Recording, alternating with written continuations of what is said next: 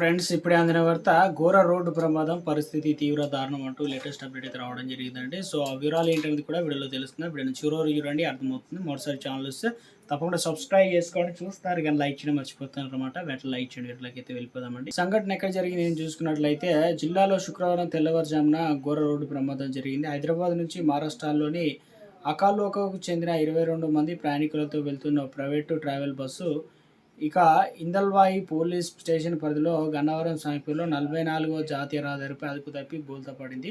తెల్లవారుజామున సుమారు 2:30 గంటల ప్రాంతంలో ప్రమాదం చోటు చేసుకుంది. జాతీయ రహదారిపై వేగంగా వెళ్తున్న బస్సు ఒకసారిగా అదుపు తప్పి పల్టీ కొట్టడంతో తీవ్రంగా ధ్వంసమైంది. ప్రమాదం సమయంలో గాఢ నిద్రలో ఉన్న ప్రయాణికులు ఏం జరుగుతుందో తెలియక ప్రాణభయంతో కేకలు వేశారు. ఈ దుర్ఘటనలో 3 ప్రయాణికులు ఘటనా స్థలంలోనే మృతి చెందగా మరొకరు ఆసుపత్రికి తరలిస్తుండగా మార్గ మధ్యంలో ప్రాణాలు విడిచారు. ప్రమాద సమయంలో బస్సులో మహిళలు, వృద్ధులు, చిన్నారులు ఉన్నట్లు సమాచారం.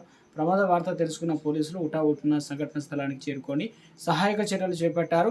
బోల్తా పడిన బస్సులో ఇరుక్కుపోయినటువంటి ప్రయాణికులు పోలీసు స్థానికుల సహాయంతో పోలీసులు బయటికి తీశారు. అయితే ఈ ప్రమాదంలో సుమారు 10 మంది గాయాలు కాగా వారిని చికిత్స నిమిత్తం జిల్లా కేంద్రంలో ప్రభుత్వ జనరల్ ఆసుపత్రిలోకి తరలించారు. మృతుల్లోని 2 మంజుష, రిషులుగా గుర్తించారు. వీరు తల్లి, కొడుకులు అని తెలిసింది. మరొక మృతుడి బెంగళూరు చెందిన అబ్బాస్గా గుర్తించగా 4వ వ్యక్తి వివరాలు ఇంకా తెలియాల్సి అయితే ఉంది. పోలీసులు కేసు నమోదు చేసి ప్రమాదానికి గల కారణాలపైన దర్యాప్తు అయితే చేస్తున్నారు. మరిన్ని వివరాలు అయితే తెలియాల్సి అయితే ఉంది.